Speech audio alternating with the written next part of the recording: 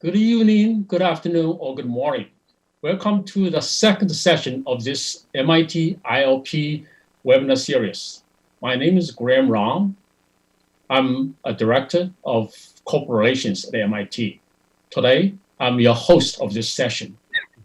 MIT Corporate Relations serves as the chief gateway for industry to access to MIT and MIT connected startups.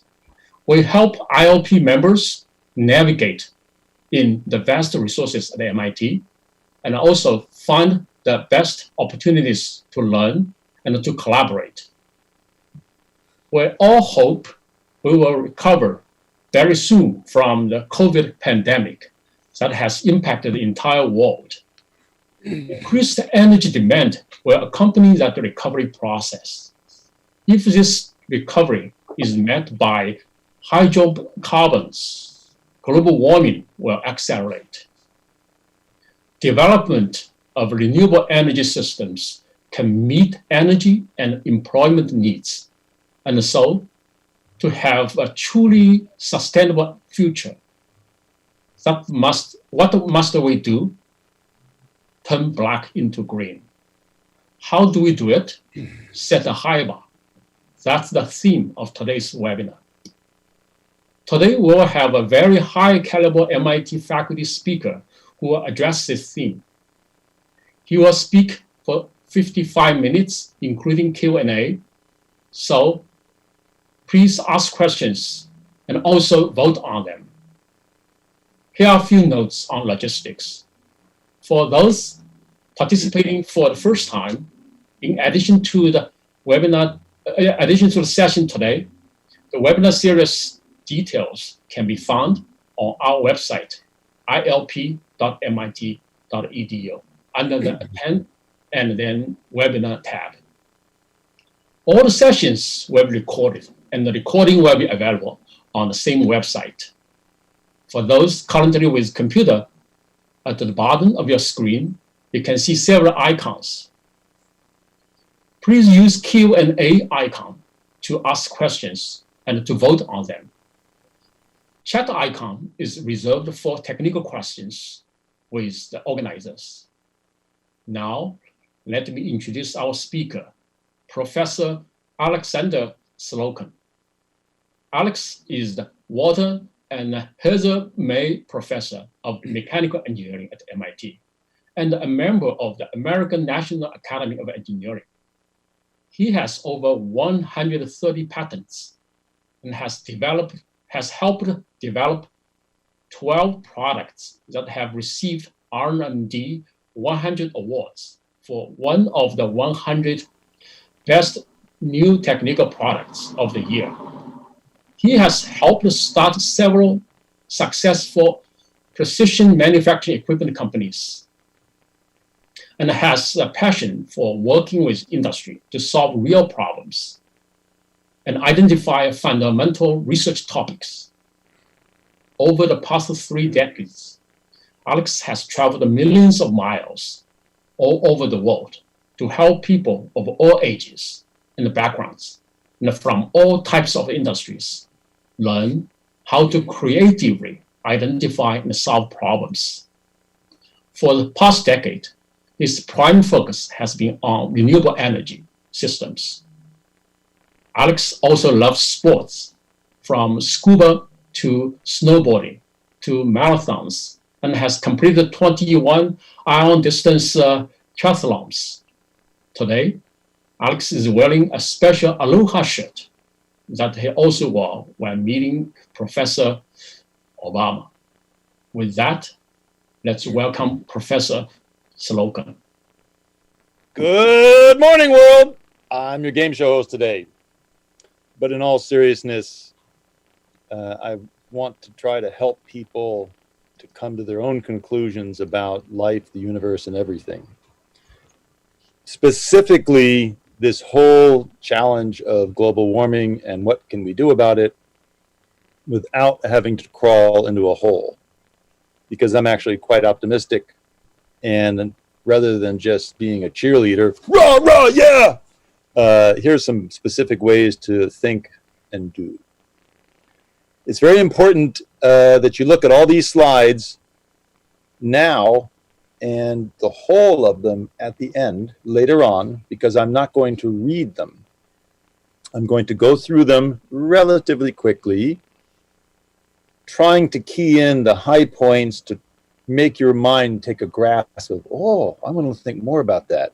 And then you can go back and study them in more detail, maybe make a game out of them for discussion with your friends and family. Like think of them as slides for global reality, something like that. And what I've done here also is I try to incorporate a lot of riddles in words and in pictures. And for example, as I say, herein is many a poem to help your thoughts roam. With some you may not agree. He's really a silly guy. I don't believe anything. He's going to rot in hell. So add your own wild and free. Yes, we can do more. Oh yeah, dude. Because remember, the future belongs to us all, as long as together we stand tall.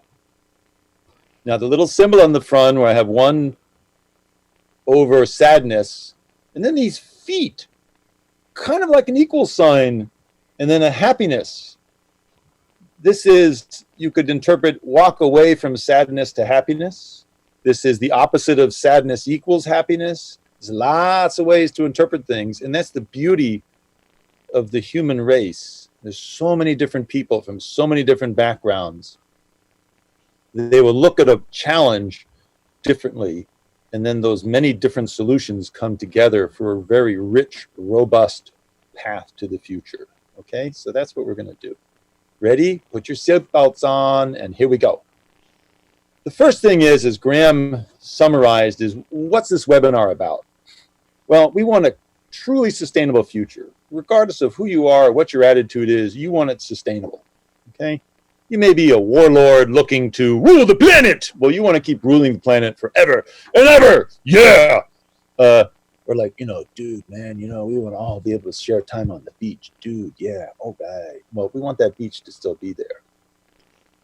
So to do this, there's a couple things. You have energy, and we'll get into the physics here in a minute, and materials. That's the stuff you make physical things from. And then society, which brings it all together. And now we've got this new thing called COVID-19 that's turned everything upside down. And that actually becomes, as I want to point out here, I think an opportunity. So how do we do things? Well, we've got to go from black into green. We got to take stuff we have and we got to make green. Now, green is plants and trees, or some people say, well, green is money. I got to return my investment maximally. Okay, different ways of looking at things. That's what we want to go through. And I think we can find that everyone can win. And how are we going to do that? We're going to set a very high bar. We're going to think deterministically, whether it's maximize return on investment or, hey, I want to have zero carbon dioxide output. But math in the end is how we're going to do that. And we're going to go back in history and we're going to remember that what we have is because, I wonder what's on the other side of that hill over there. I don't know, let's take a walk.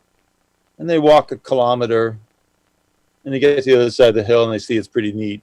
And then next year, I wonder what's inside of that hill.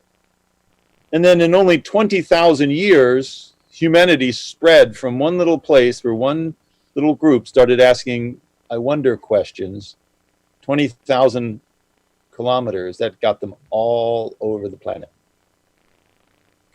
So in the spirit of that, I want to take the words of wisdom from a very wise engineering background president of the United States, Jimmy Carter. If you fear making anyone mad, then you ultimately probe for the lowest common denominator of human achievement.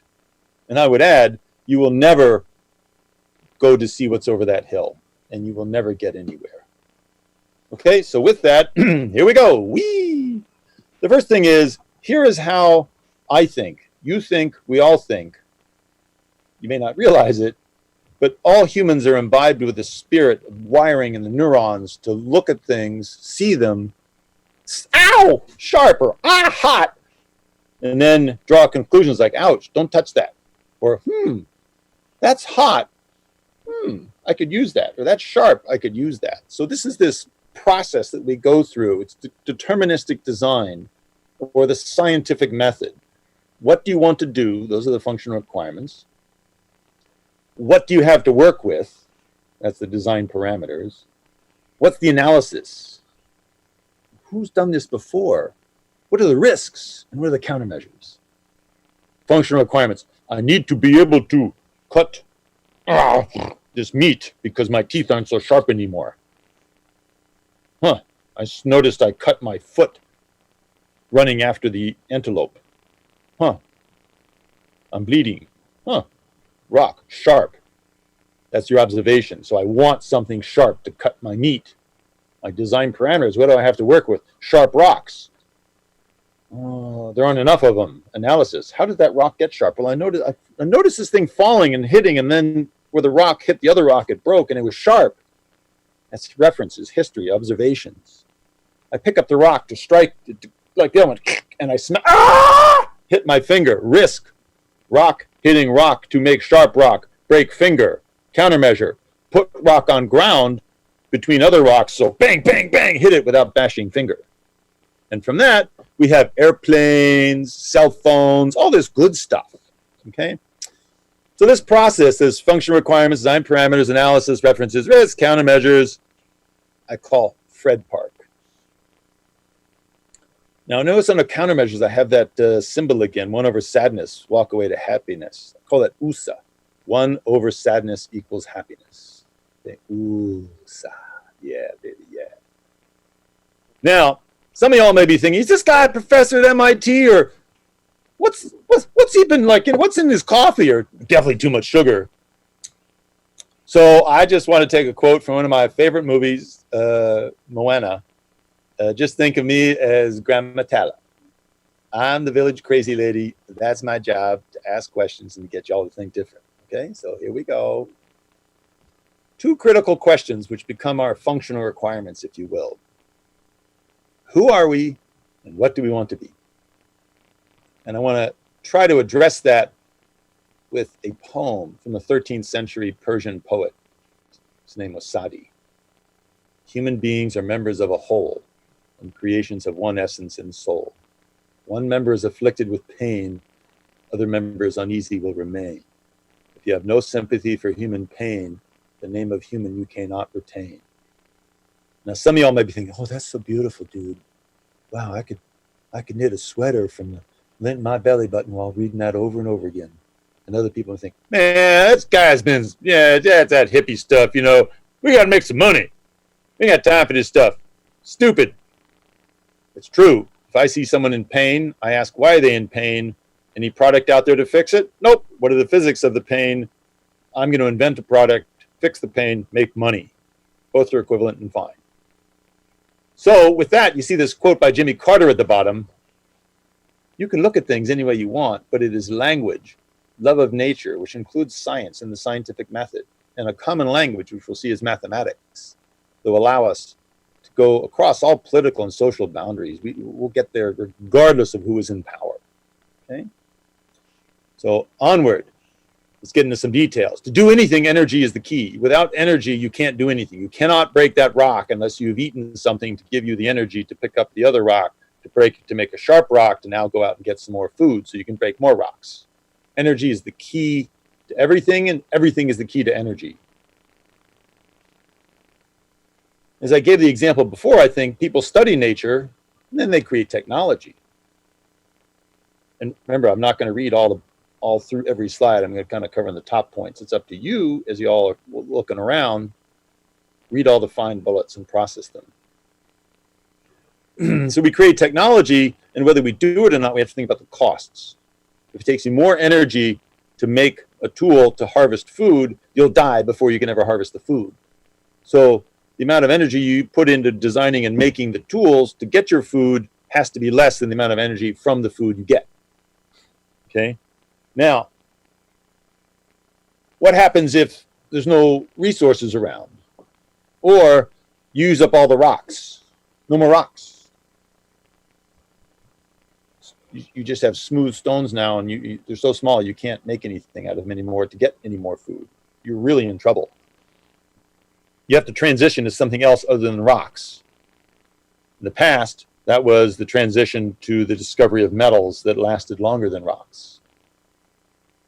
And we've kept it up ever since. We are at a point now we have to transition from hydrocarbons, which is we're using the stored energy of the sunlight from eons ago, to new fresh sunlight that hits us every day. And that sunlight we can harvest as photovoltaics. The energy from the sun also causes the winds, causes the water to evaporate and come up and come down. So that's for like hydropower.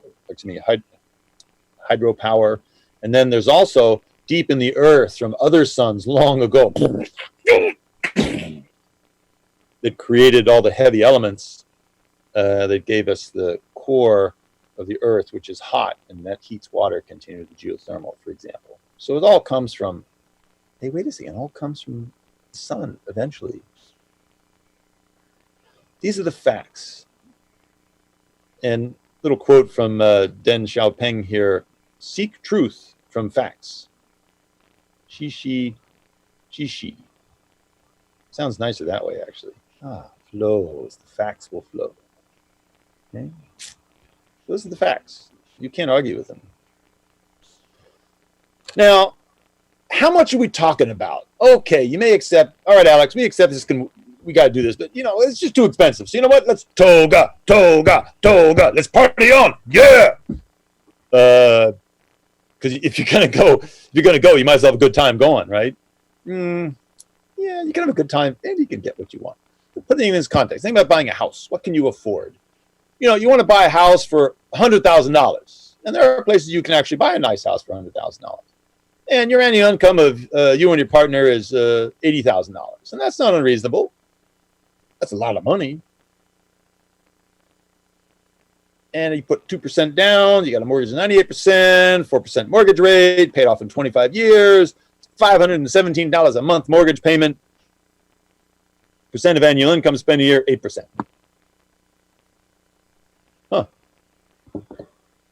World gross domestic product, or world GDP, $80 trillion. Down a little bit this year, but it'll come back up. 8 billion people. And if we assume the average 24/7 power use per person for everything, travel, cars, internet, air conditioning, you need a lot of that, 2,500 watts. That's very generous. That means we need 20 trillion watts of average power. We assume that is all going to be renewable. So that's the solar panels, the wind turbines, the dams, the transmission lines to connect it, some energy storage, some spinning reserve, a little bit if we need it, some longer term other stuff, for whether you want to call it fusion or fission, some base load, make it stable, $5 a watt. That's very generous. It's probably more like $3 to $4 a watt. But that means we need about $100 trillion. Oh my God, it'll never happen. Wait a second. If we just spend 5% of that a year, $4 trillion a year, 25 years, we could be at 100% 24/7 renewables, or certainly zero net emissions, because airplanes, we're still not sure we can make them electric. They may have to be on burning stuff, but we can offset that. So this is very doable. Very doable on a macro scale. Now, how are we going to do it? And notice at the top of the screen there, I have whether this is analysis, references, risks. I'm tying all these slides back to that deterministic way of thinking. So I want you to follow along with that. So the plan is God gave us laws. Thou shalt not. There's a lot of shalt nots. But if you think about it, for every shalt not, one over that is thou shalt. And those laws, if we think about how we're going to do stuff, chief amongst them are thermodynamics, particularly the second law of thermodynamics, which says entropy always increases. So I am the fashion model for the second law, probably. Wah! Electricity and magnetism. That's what makes your cell phones work, by the way. And E equals MC squared. That's where it all really started from. That's that sunlight stuff. And there's a whole bunch of details, other laws, little micro laws. And that's what makes everything in life possible and enjoyable.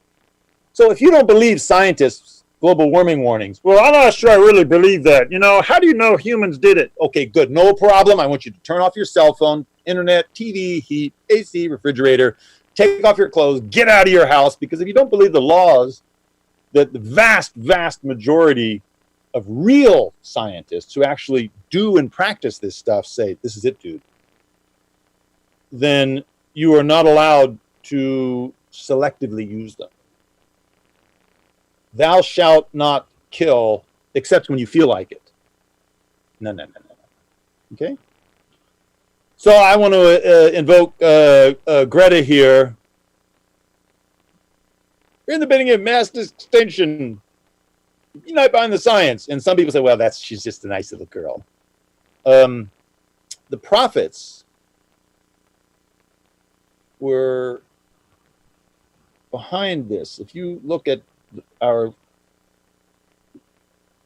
forgive me when I get choked up about things sometimes because I'm really concerned.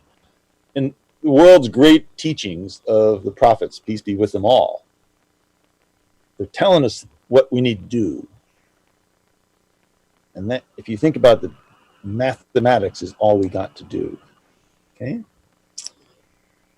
But it's more than just mathematics, perhaps. First thing is, if we're going to live in happiness, you got to stop killing each other's kids. Remember that, Jimmy Carter?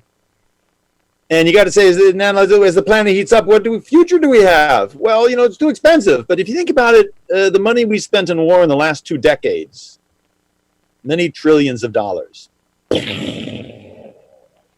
blowing stuff up.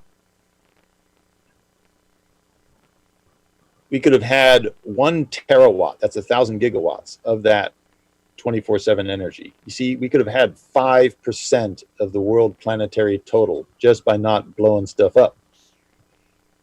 So ask yourself, what would the prophets, peace be with them all, many different ones in the past, do with the next $2 trillion? For example, the stimulus money the United States wants to spend. Oh, we already spent it, apparently. So yes, we can save the planet and the economy. We can. But only if we don't tolerate sad, horrible, intransigent, thoughtless logic. And I just want to invoke the teachings of one of my favorite artists, Hank Williams Jr. I ain't a politician, but I've got views. Remember the Village Crazy Lady. Okay, so now every one of these talks have to have one of those, oh, we're all dying, doom and destruction, oh, everything sucks, oh, go crawl in your hole, dogs and cats living together. Oops, we did it again, so there's Brittany. We will not be able to say we are that innocent if we turn the Earth into Venus. And that's why that center picture there is there. People, if the permafrost all melts and all that methane goes into the atmosphere, we could be in a Venus situation, very real Venus situation, where there is no recovery ever. That's it, gone. Hundreds of millions of years before the cockroaches even come back. So despite all this gloom and doom, I want to evoke my little poem here. It's time to take a break. Our existence is at stake. Stop the wars on each other and our planet mother. Those who wield great power use it to plant many a flower. For everyone there is plenty of room, and we can, yes, let's make the whole world bloom. That's a picture of a lady slipper I took on a walk through the woods near me. See, in this deep, deep forest with not much light on the ground, there is a spot where the sun shone and this delicate flower bloomed. I thought that was pretty cool. All right, so onward. Green is the color of wealth, money. Yeah, let's make some more. Fertility, regeneration, hope.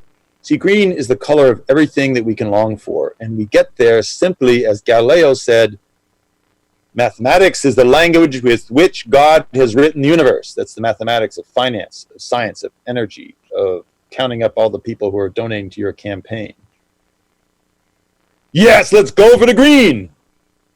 Now, let's remember that as we come out of this COVID-19 pandemic, we're going to need a lot of energy to ramp things up. Yeah, let's start the pumps pumping.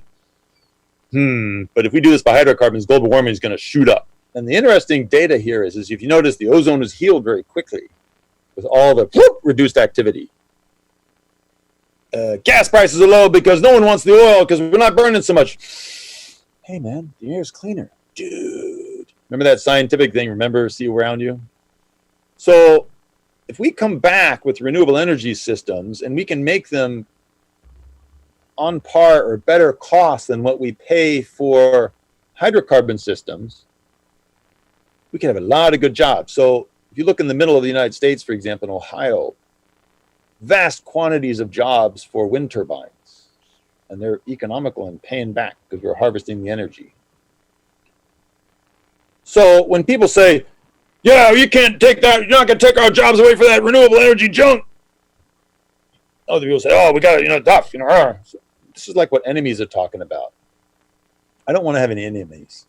I want everybody to have good jobs. I want the finance people who make lots of money from hydrocarbons to realize they can make even more long-term, better living and money from green if we transition.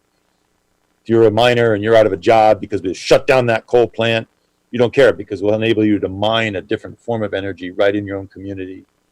We're going to make friends with everybody, not condescendingly, but practically. And here's how we can do it. So we are an emergency. It's time to break the glass. This is a really great book by my buddy Saul Griffith. It's got vast quantities of really highly detailed data. Take a look there. We need business and policy evolution. We need people to wake up. If you in the past thought, well, you can't do this, holy gamolies, yeah, we can do this. Good. Okay. And there are 3 ways that we're going to come about this green wisdom. I would say that Confucius taught us long ago. Reflection. That's look around. That's the most important thing. Look around. Now we're going to imitate. The wind blows and things move. Oh, the sun shines and we feel warm. Hot water from that pool they love to bathe in at the geothermal springs. An experience. Ow! Oh my goodness, look. Can't breathe because of all the pollution. You see, we'd rather just use science ahead of time and math to not run out of breath. Speaking of which, societal trends. I want to make this note. First of all, it's bad to make predictions, especially about the future. Mr. Goldman said that. But I think I can venture to say COVID-19 has changed us now the way we live, work, and play, and I think it'll keep going on. The good thing is, as the pandemic of 1918 taught us, which was also pretty nasty, it will be over and we can recover quickly if we're focused. But we need companies to work better, and they're starting this with learning how to work at home, reducing commuting costs. Digital communication is getting better every day. So let's think of these pandemic changes less as annoyances and more as opportunities. Okay, remember, 1 over sadness equals happiness. So remember I told you there's a whole bunch of riddles in here? There's one.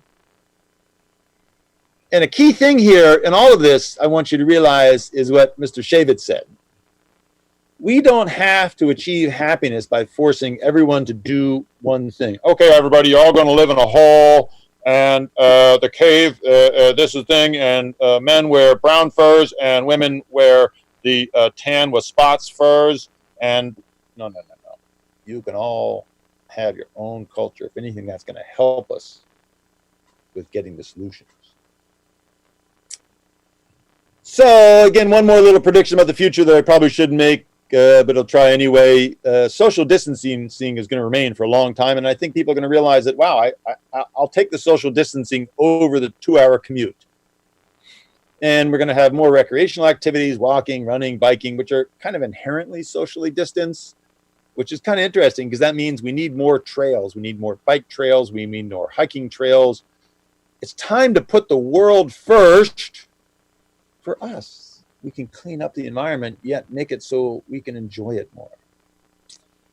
And with this social distancing, we're going to have more online education, which is terrible. You don't learn all the social interactions of being together, like you don't learn how to bully the other person, or you can't do that online. So you see a lot of the stuff that we do when we're together will still happen online, and we have to be careful with that. But because we're going to have more online education, we're going to learn how to do it better. That means more people around the world who can't get to MIT or Stanford or Tsinghua or any of the other great schools on the planet, they can still learn and they can go up. So I think we're going to see this huge ramp up of human intelligence and ability. And as my other one of my favorite artists, Merle Haggard, said, I've been working, man, dang near all my life, but I'll keep working. That me too as a geek trying to help people. Okay, so this is what people like to do. We're going to keep working. We're going to keep working, but we got to realize there's people who keep working because they have to, working people, and they are working shoulder to shoulder, and they're making our food for us so we can enjoy eating from home as we work from home. So that food you're eating at your desk while you're at your Zoom meeting, where did it come from? Those workers working who are getting a lot more of the virus because they're working shoulder to shoulder because they got to meet rent to keep you happy on your Zoom meeting. So remember, this is a long road to save the planet. It's this 25-year, 30-year project. This is not something that happens in one election cycle. This is something that has to continue. This is a journey of 1,000 miles, and it's going to start with this single step of people waking up. And you can see that philosopher there. Qiang Li Shi Xing Shi Zhu Zhu Xia. I think I pronounced that okay. But you see, it translates across the languages. This is culture in one, helps culture in another. And if you think about that, leads into society. Think about it. Nature doesn't play favorites. All people are enabled with the opportunity to create, especially our green future. This is a picture I took in South Africa. I was in Cape Town, and that's Robinson Island off there. And if you remember, there was a person who was inferior. Other people knew this person was inferior, and they imprisoned that person there. So you think about who that was. When you know you're right and you put yourself above others, you are practicing ballistic podiatry. You are trimming your toenails with a shotgun. Think about that. So manual laborers who you send off, well, you know, they're replaceable. You know, more will come over. Well, it's fine. That's all right. I want to have my Zoom meeting with my bag of carrots. And I can use different accents too. You know, here in New England, I like my Zoom meetings with my bag of carrots. See, I grew up on the beach in LA, which is the ultimate gumball machine, which is really great. Anyway, those people, well, so I've traveled around the world. I spent a lot of time in factories, in fields, in a beef processing plant. And they're really smart because they're humans. They observe, they see. And when you talk to them, say, well, I've seen this, you know. In the beef processing plant, in what I would call they call the killing room, I think you call it the delifing lounge, where the cow comes in and it's.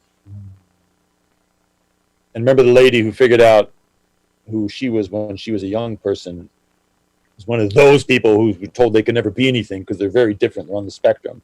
You can look up. That's part of your job to research this. She figured out how to calm the animal, so thunk, then the animal can be disassembled. But that room smells really, really bad. Oh, it's hot, stinky, steamy.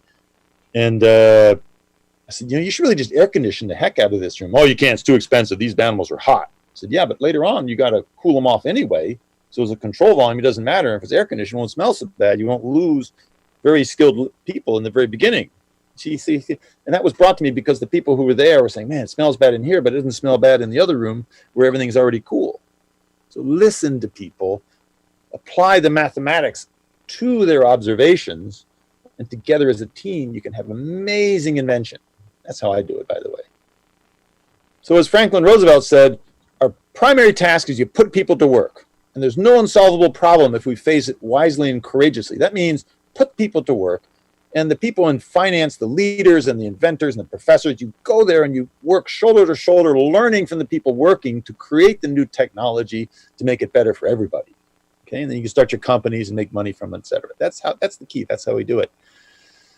And this is embodied in this thing I call the PrEP process, or peer review engagement process. This first step is you have people, you identify the problem by talking to people, and then you have people write things down by themselves. You swap notebooks so everyone gets a chance to talk through their words in their notebooks without being looked down upon. So I get a notebook from somebody, I don't know what flavor of person that was. I don't know their gender, their race, whether they had peanut butter or eggs in the morning. I don't know anything. I just see the notebook with ideas so I can write down and look on it and then pass it on to the next person. In the end, seeing a whole bunch of ideas in notebooks, then we can start talking. It's a really good way to level the playing field. Because remember, and I'll quote my Deng Xiaoping here again,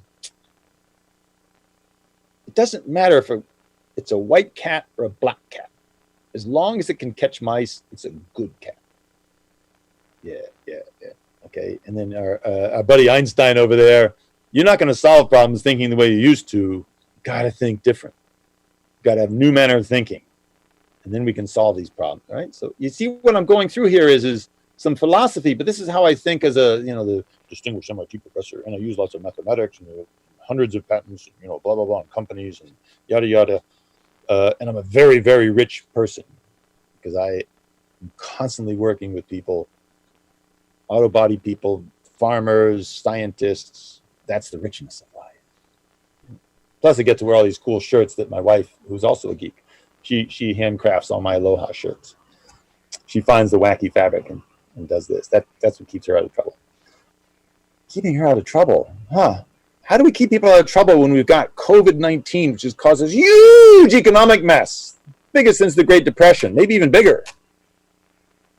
It's shut down vast swaths of the supply side. Demand side is contracted. Retail's going to hell. Dogs and cats living together again.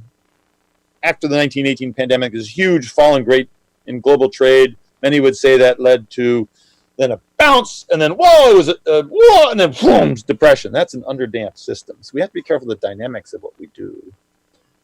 And again, longer term history, think about the Roman Empire and when their global trade routes collapsed and shut down, what happened? We had the Dark Ages.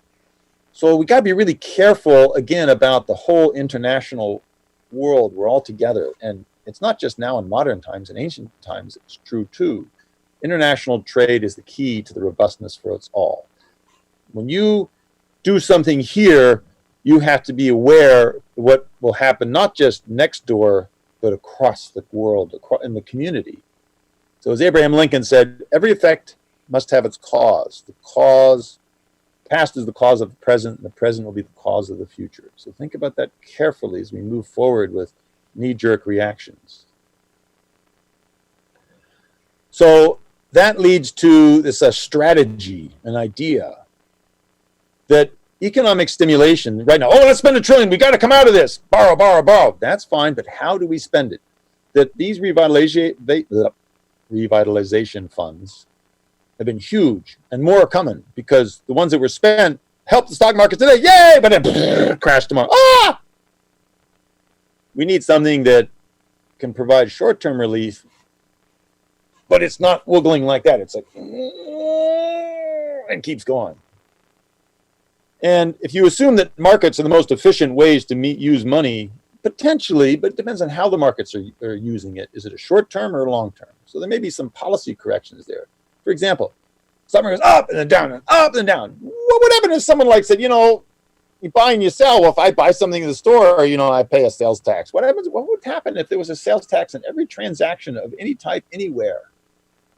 And I'm not a tax and spend dude. I don't really like that. But I want to ask the question that has to be asked. Remember, I'm the village crazy lady. What can we do to make the long-term work and have a good short-term? I want to have good jobs. Each dollar, you got to say, what's the impact of it? And there is plenty, as Mr. Gandhi said, Earth provides enough to satisfy all our needs, just not all our greeds. Okay? And I paraphrase a little bit. So that's where social policy is going to have to come in. Furthermore, on this strategy, this financing the transition to green power, my hypothesis is going to be far more effective. We're going to have stimulus funds that could help evolve technology, Every dollar you spend on evolving technology, the rewards, you can get 10 times the ROI. That's been proven by history over and over. And we're going to spend a lot on actually buying green power systems, installing those solar hot water heaters on every roof. PV panels where appropriate, wind turbines where appropriate, geothermal where it's appropriate. We're going to ooze away from what we have to where we want to be so we don't shock the system. No, bang! That just causes problems.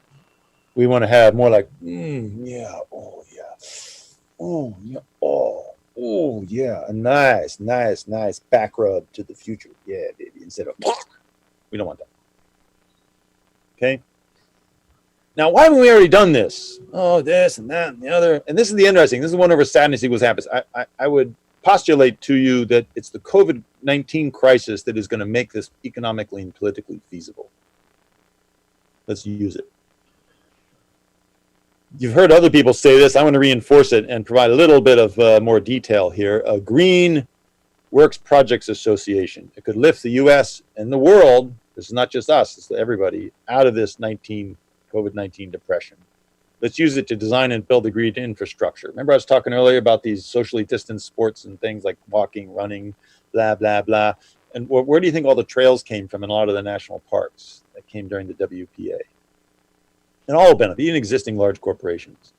Now, when I worked in the Office of Science and Technology Policy in 2013, I used to go on these long runs around the DC area, and I'd take pictures of the various monuments.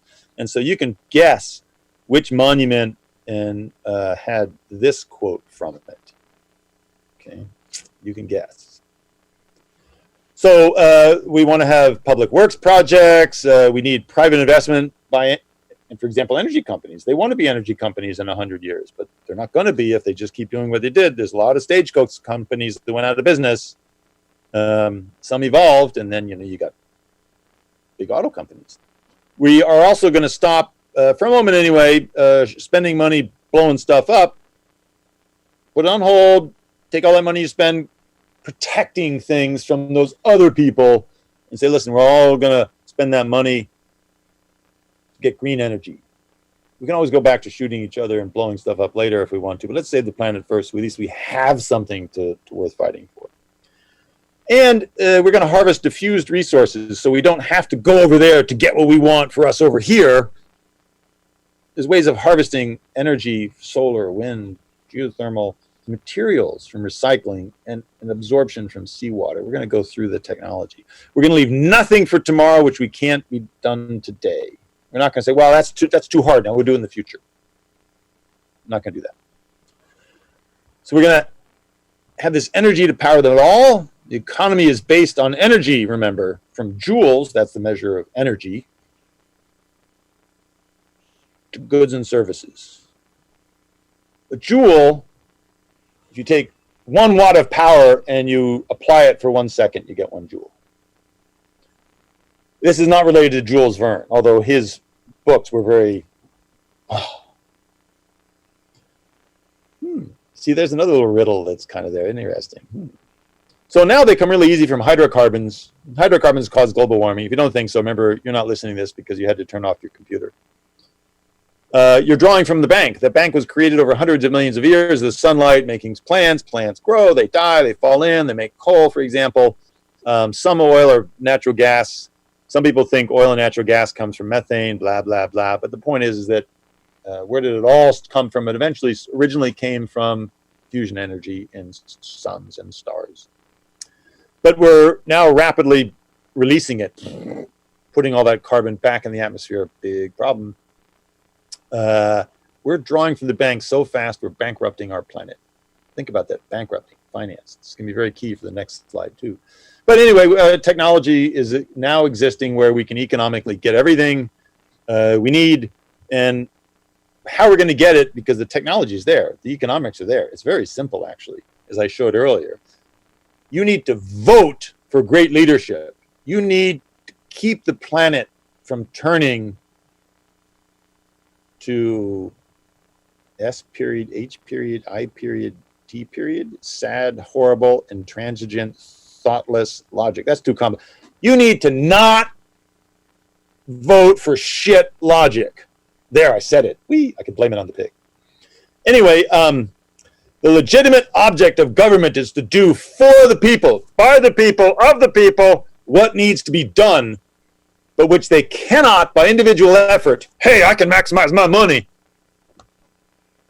for it all or do so well for themselves. In other words, if we leave it up to just individuals, potential for ouches. That's why we have the systems we do. So you got to be really, really, really beware. Keep your guard up for shit logic. So, for example, the U.S. real estate, $30 trillion is its value. 40% of that is near the coasts. Global warming, sea levels rising, no worries. I have insurance. Federal government insures me. If the insurance company goes under, then the government will do it. But remember, we are the government. So if you look at where global rising is going, and I think it's probably way more horrible than that, because that's based on kind of linear thinking. But if we look at what happens if the methane really starts being released, this could go up. But even if it just does what it's supposed to do, and if you look at the emergency planning now, I know in what's happening in Miami, for example, they're really worried about the ocean levels rising just where they have, and how storms are causing real problems. So, again, my buddy Abe down there, a lot of people like to go back and say they're part of Lincoln's party. That's good. So listen to him. Because some people think, well, I got lots of money. I don't have any problem. I've got my little place and my safe room with lots of diesel fuel and ammunition and food. So I can go there and be happy. Yeah, baby, yeah. Preppers take note.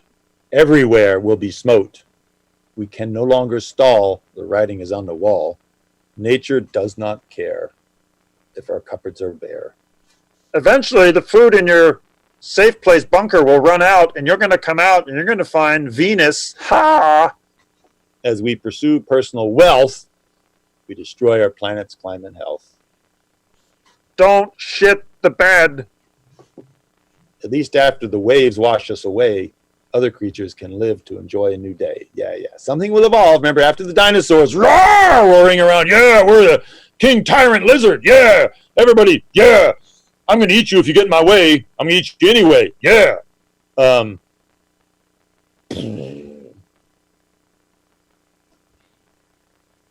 Now we're going to the happy part of this talk. See, there's some sadness I was belching out earlier. Now let's reflect.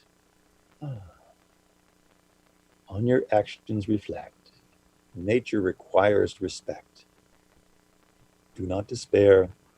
Our world we can repair. No need to be forlorn. Everybody can be reborn. Forget what you have spent. Think how best you can repent.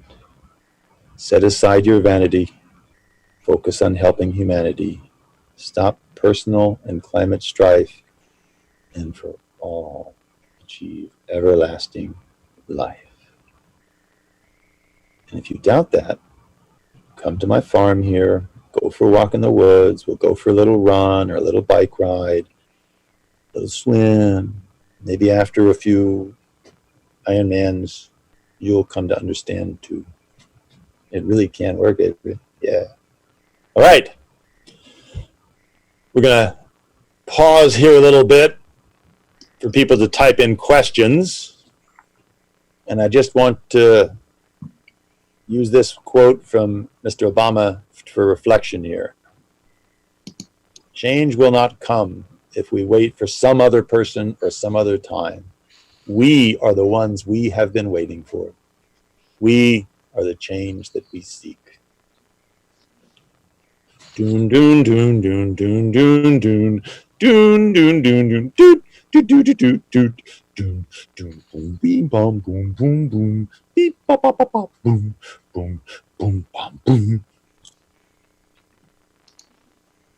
See, we're playing this new form of game show. It's called Geopardy, like Jeopardy, but Geo as in the world. We're playing Jeopardy with our world. Let's win it. Yes, we can. Eden, here we come, baby. How we can do it? We're going to have a greenhouse emissions fee, a GEF, for using the service of the planet's finite environment to take up the stuff that harms it. Pollutants of all forms, gases, liquids, solids. This GIF collected can only be spent to help heal or avoid the damage. I want to draw a big distinction here between a GEF and a carbon tax. I do not believe in a carbon tax. The difference, big difference. A fee is something that is collected for using a resource, and then what's collected is spent on maintaining the resource. For example, we pay a registration fee for our vehicle. That fee is collected and used to maintain the roads.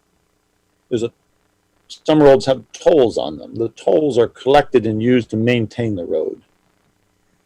A tax, on the other hand, goes into a general fund. Now, politicians may say, we collect a tax on this and we will spend it on that.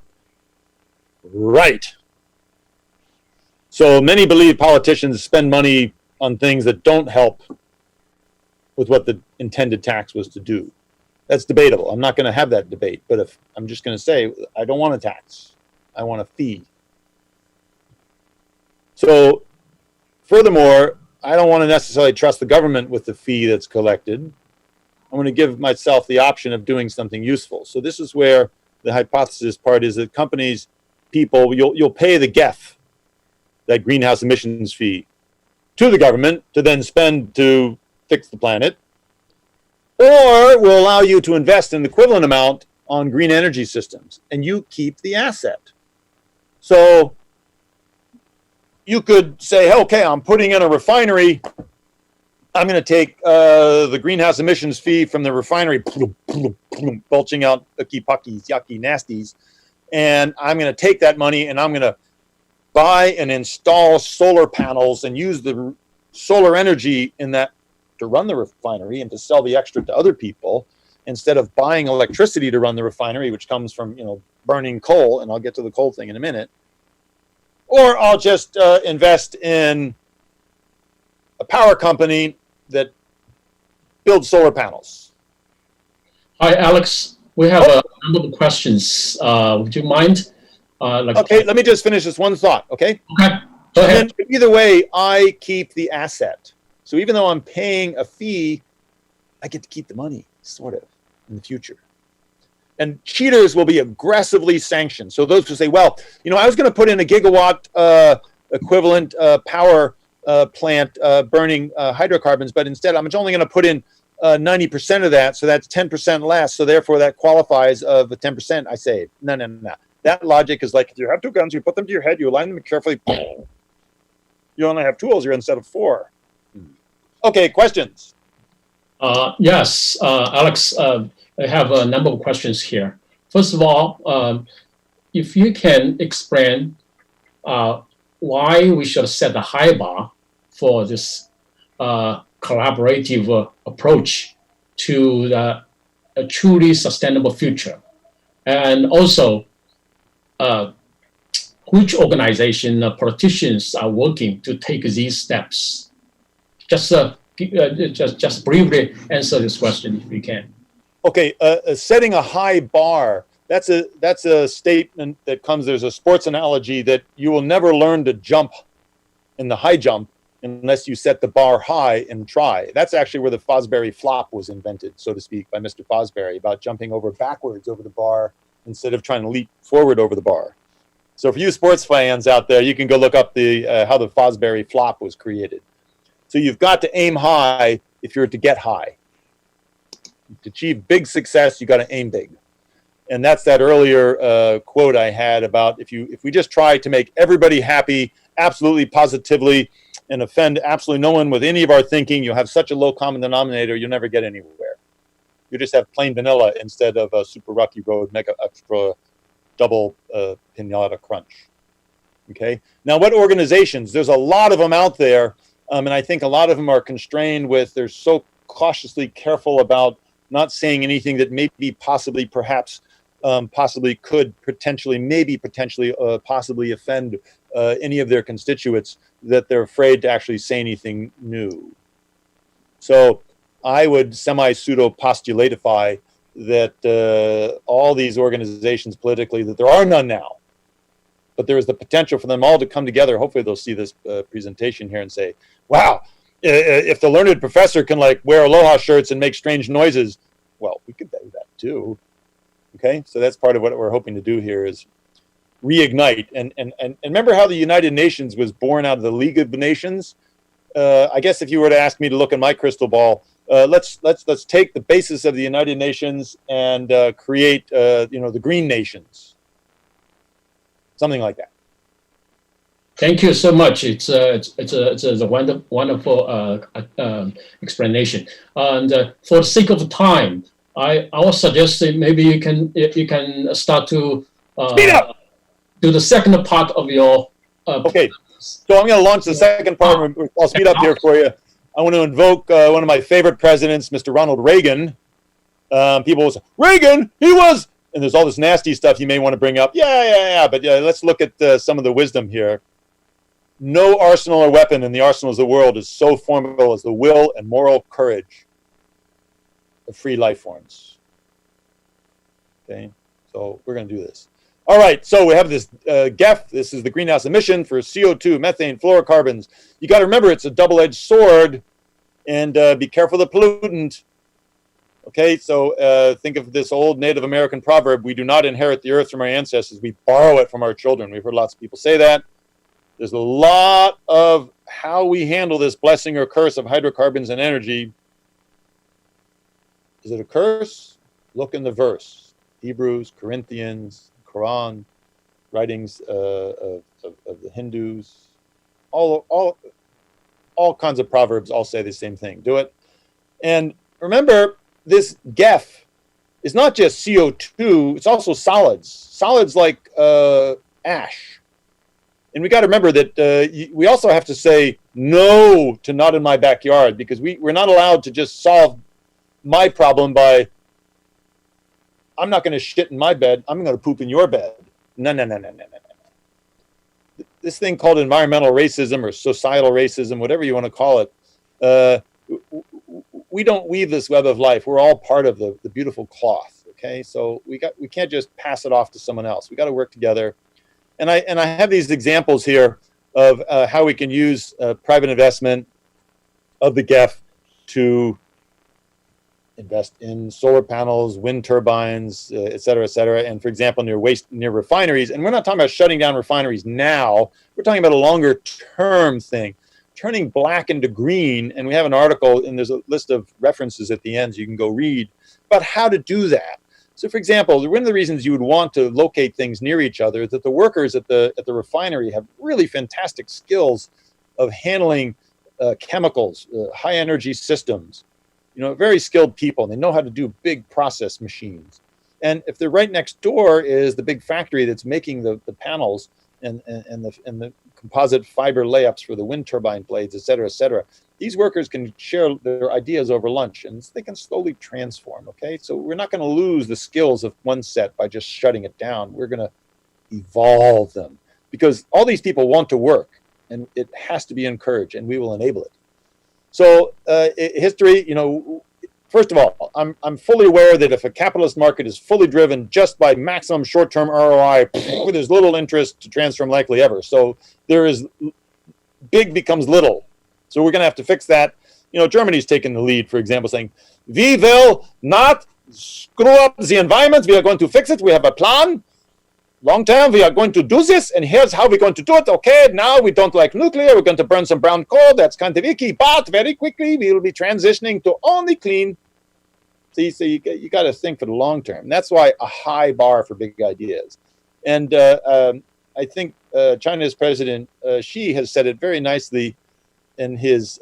He wants to have this Belt and Road, and some may have some problems with that. I see opportunities for goodness for all. That's where the high bar for big ideas, that the idea of a Belt and Road, right, that you're going to have physical highways and shipping lanes across the oceans to help us go from hydrocarbons to renewables.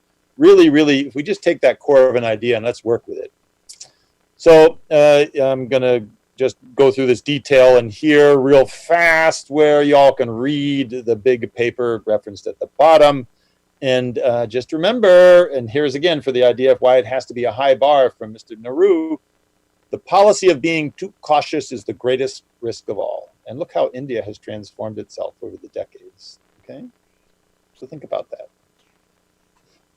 This is details on the experiment you could run. This is if you take 10% as what you're going to reinvest. And if you look at the best technology companies, what percentage of their profits they invest in R&D to make new products for the future. This is where you are on the high end.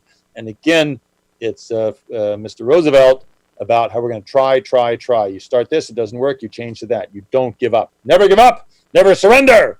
Can you remember what movie that was from? It's our quest to beyond the limits of the simple galaxy of thought.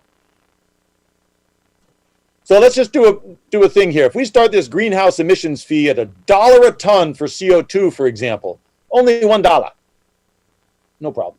Next year, $2, no problem. 4, 8, 16, 32. And then when in year 8, you're at $128 a ton, which, by the way, is less than what a lot of people are talking about. But I don't think we should put $128 a ton tomorrow. Ooh, he's into it. And you then reinvest back into renewables. It turns out in the space of about 15, 20, 30 years, depending on how you do the investments, you basically are CO2 free. So we can do this in the next several decades with that philosophy. And I think Sting here has some good words of wisdom. Maybe not how he originally wrote the song to do, but with respect to cheaters, there will be people who try to cheat. Just remember, every breath you take and every move you make, we'll be watching you, baby. All right? We'll shut you down. A little more detail. And then, oh, but this is a carbon tax. It's regressive.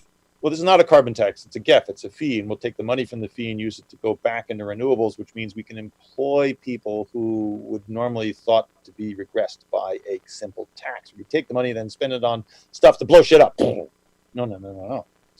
Because we recognize that this is what this $128 a ton CO2 emission fee, for example, means to the normal person. It really increases their cost of commute. To people who can barely hang on, they can't. But what if we take that fee and we use it to have, first of all, no worker is left behind.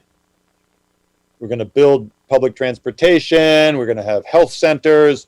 Remember, all creation is a mine, and every person a miner. We can work together. The stimulus funds, GEF, train, teach, supply, and teaching and supplies. We're going to build these systems. We're going to have efficient digital augmented healthcare for all. This is not some sort of social communistic blah, blah, blah. They're going to take away my health care. God damn it, I demand to spend 3 times as much as anybody else on the planet to get less. Yeah. No. We're going to spend less for all to have more using technology and thinking. And if you want to have your own right to spend more to get less, you're free to do that still too. We're not going to take that away from you. We're not taking anything away from anybody. We're giving everybody everything through the simple math. Because in the beginning, our mind was unopened. And we just stood naked and knowledgeless with shit logic upon it. And then we realized, wow, we really can do this. So there's no worker will be left behind. We can make sure of that because of the fee is spent on energy. Hey, that rhymes. Cool. So we're not just going to offer training and then you figure it out. So you go and you're trained and you go into a bunch of debt and then there are no jobs for what you were trained for. We're going to have the training directly tied to the companies that need the workers. Remember, this is what my job working in OSTP was, helping to write that policy. I was part of a big system. And that system is still the manufacturing research centers. If you go to manufacturing.gov, you'll see what has been planned in the past. I was a very small part of helping to make it go forward. And even now with the current administration, which some people may not like so much, but other people love it, that manufacturing.gov is still going strong. I would say that is an answer to this organizational question earlier. We're going to build upon that, and we're going to fund it with the GEF. We're going to get there. It's going to be health and honey for all, baby. Yeah. Again, Abe Lincoln down there, wise dude. For example, coal mines. Look at this horrible, long ago abandoned coal mine. Oh, we should put solar panels there. No, you can't put solar panels there because if you buy a coal mine, you're responsible. So you got to go do this, that, and the other. We're going to make you jump through umpteen thousand hoops, blah, blah. So we need the policy to be cleaned up as well as the coal mine to make it possible to put solar energy in places, wind energy in places. Remember that any oppression, any injustice, any hatred is a wedge designed to attack our civilization. So we are not going to think negative. When you have a negative thought, flip it. Let's make it positive. Okay? And Ray Stevens, baby. Everything is beautiful in its own way. You don't want me to sing anymore. Read the poem. And as Bono said, music can change the world because it can change people. That is going to be our key when someone gets negative, how to get positive. You're going to use the power of music and culture and art as the catalyst for change. And out of that mountain of despair, we will achieve a stone of hope. We will take those stones and build a new world, I postulate. Questions? And we have one for everybody out there, a little poll we're going to run. Yes, Alex, yes. Please complete the poll and then we will have the question and answer session. We're going to have a brief one. Look at this. I can't read instructions. I tried to vote, and it says hosts and panelists can't vote. Fine. I'm going to go away. A little bit. Oh, I'll stay. Alex, I think we're going to have a question answer, then we'll complete for today's session. Okay.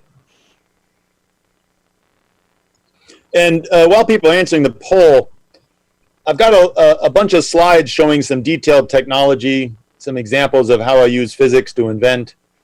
This was a new way to make wind turbine towers, for example. There's a bunch more detailed slides that I encourage people to look through in the privacy of their own home. Discuss with your friends. And you can think about it. And we're going to make up a means by which people can have a forum, ask questions. You can always look me up and email me. I guess my inbox will go. I try to be very good about answering things. Maybe someone out there will figure out how, hey, I can write a new AI system to coalesce the questions and group them according to similarities so they can bubble up. You see, there's a lot of potential. Every time I have a problem, oh, there's too much email, I can't handle this. Oh, it'll be impossible. There's too many questions. Well, we'll just ignore everything. Do it. We know it's right. No, we can use technology to help agglomerate, bring things together. We got the tools. I think the poll we should show the results. If hey, ready? Alex, please take a look at the chat. Oh, that's pretty cool. Yeah, we're getting there, baby. Yep. And I'm willing to sacrifice myself to travel anywhere in the world with my running shoes to help people go for runs to figure this out. Okay, let's keep going. Great. So we also have probably a couple of questions before we finish. The first question we have is that you certainly is in favor of the global collaborations. Would you mind giving us sharing with the audience just one story about your favorite global collaboration research project? I would say my favorite one has been the work I did with Masdar Institute of Technology on concentrated solar power, where we had MIT people and Masdar people and people from Dongfang Electric who were helping out. So this is spanning the entire globe on helping with technology for concentrating solar power to gather it and store the thermal energy for later use in a turbine, for example. There are a lot of offshoots that have come from that. It would be a whole lecture on some of them. For example, on the lens design for gathering the solar energy, I'm now using that in a new way to help enable pharmaceuticals be made faster, which if there is a vaccine in the near future that happens to be aqueous, that will really help with making that vaccine. See, this is one of those offshoots I mentioned earlier. But that was really people from all over the world, and then I'm still good friends and collaborating with those people around the world, and I can show you an example of that here in a minute, for example. That's awesome. I remember, I remember working with you on that collaborative project. It's global, international collaboration with multiple parties from different countries, multiple countries. Just for the sake of time, we probably have to finish here. But I know you. No, you gotta let me zoom a little bit. I'll go fast. I promise. No, we can schedule another time for your technologies if you like. Yeah, I'm just gonna do a couple quotes. I need to do the quotes. Okay, ready? Nelson Mandela, I am the master of my fate. I am the captain of my soul. Remember that. You are in charge. Bob Marley, let's get together and feel all right. One loves. Remember that. Abraham's back. Jacques Cousteau. Take me home. Country roads. And look and see, I got the ocean here. We're going to go across the roads for mining. You can get all the cobalt you need in the South China Sea for all the batteries. You don't have to go around the world digging it up. We're not going to just wreck the bottom environment. We're going to selectively pluck. Here's the technology to do it. We can store energy on land with pumped hydro and even there. And think about this old Australian Aboriginal saying, we're just visitors here, people. Let's leave it nice. Okay? We can do all this. Here's how we do it with the design and invented stuff. More invention happening. This is on the collaboration with Dong Feng and Masdar. We also came up with how to do the power distribution along railroads. Whoa, you see indigenous people. So I really want to take my hat off to Cody Two Bears with he's really driving hard to put solar panels on Native American lands. It's very important.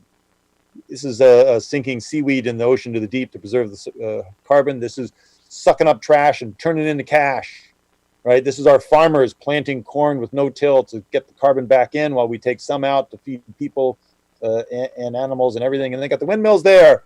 And again, guess who wrote this about men and nature working together? Global problem, global problem. We can do it. No, you can't. That's too risky. Ha!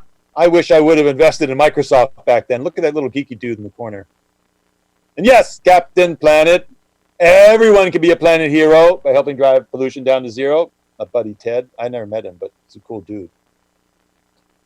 Ending with this, I took a picture from a dive boat. This was the aggressor dive boat off the Galapagos. Beautiful sunset. Remember, engineering, what I do is just a blend of science and statistics. And I'm looking forward to working with our leaders to paint a beautiful future.